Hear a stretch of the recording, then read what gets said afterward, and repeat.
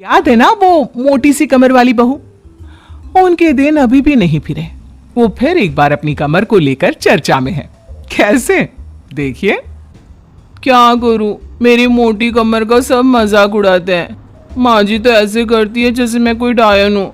ना कहीं साथ ले जाती है, ना ही किसी से मुझे मिलवाती है। अरे मीना, तो कोशिश क्यों नहीं करती कि तेरी कमर थोड़ी पतली हो जाए? अब देख ना, मेरे ऑफिस में भी उस दिन तेरा कितना मजाक बना था, याद है ना?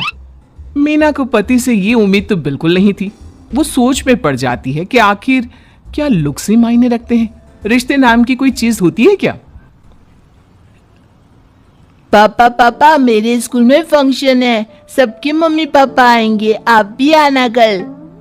अरे नहीं बेटा, कल तो मेरी जरूरी मीटिंग है, कल नहीं हो पाएगा बेटा। अरे मैं हूं ना, मैं आ जाऊंगी। क्यों? नहीं नहीं माँ, तुम रहने दो, तुम्हारे लिए तो दो दो चेयर लगाने पड़ जाते हैं और ऊपर से सब तुम्हारा मजाक बनाते हैं। ना बाबा ना, मेरे स्कूल में तो आना ही मत।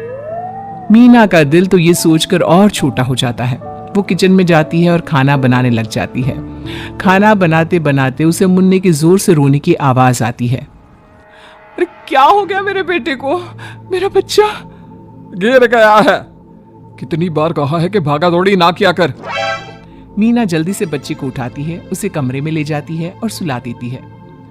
माँ, कल मैं गिर गया था तो किसी ने मुझे नहीं उठाया, सब मुझे डांट रहे थे, लेकिन तुमने मुझे उठाकर यहाँ बेड पर लिटाया। और रात भर तेरी कमर में मालिश भी करती रही।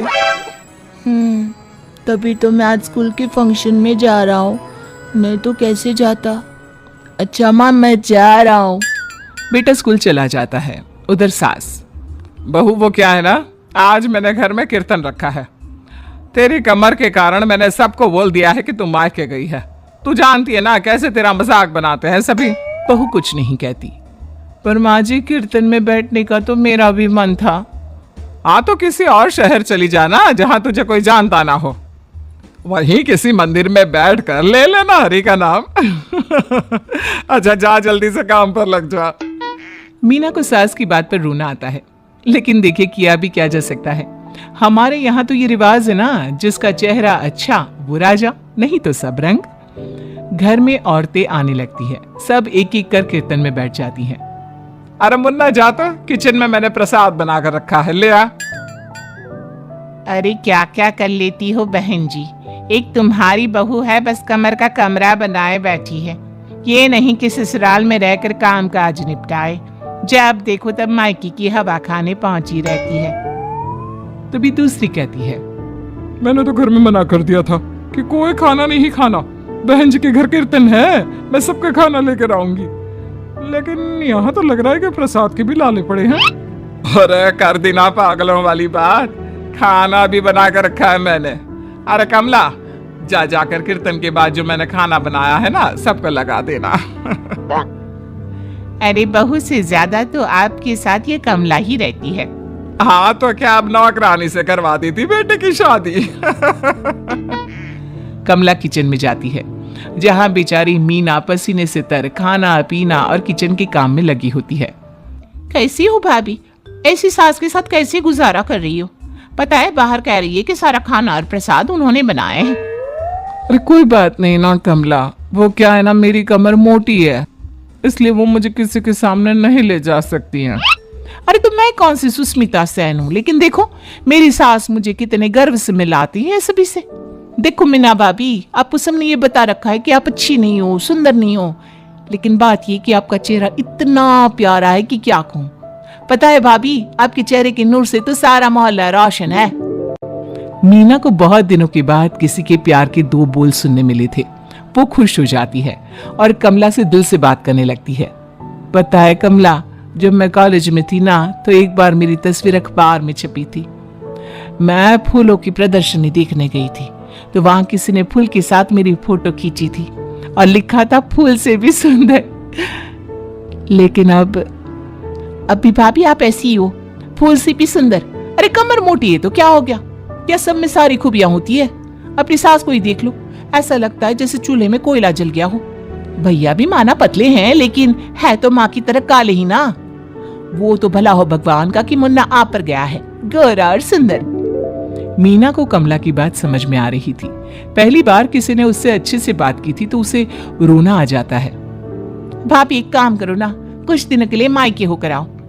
यहाँ तो ना भैया को आपकी कदर है ना ही सास को, और बेटा भी आपको इन लोगों के कहने पर दूर ही रखता है। मीना को कमला की बात ठीक लगती है।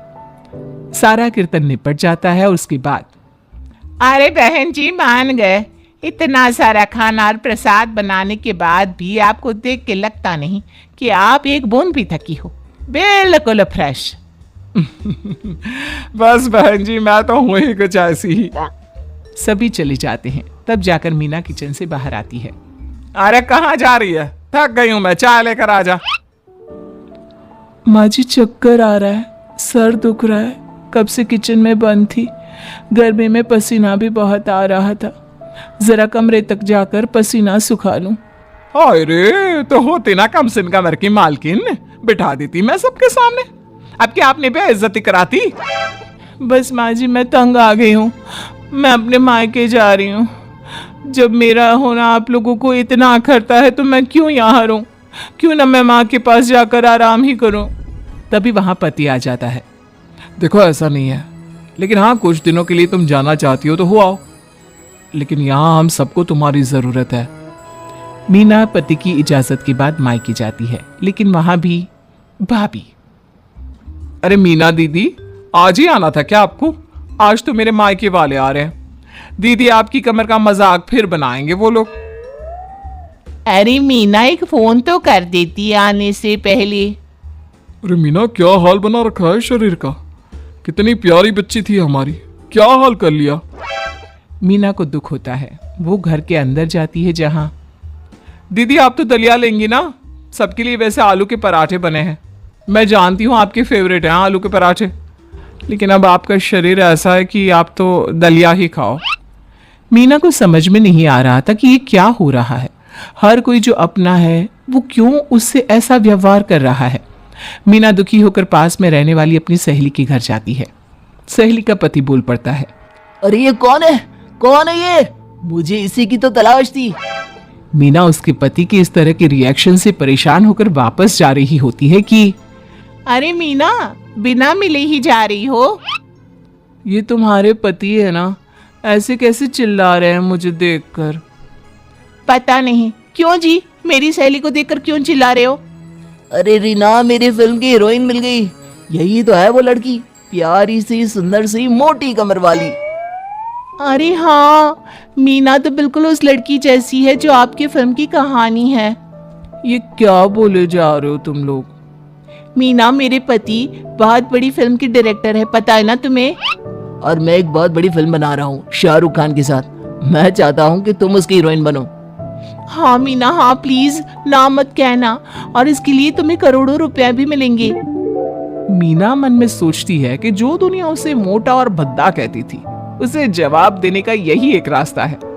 मीना फिल्म में काम करने के लिए हाँ कर देती है और फिर सारे शहर में मीना की फोटो शाहरुख खान के साथ लग जाती है।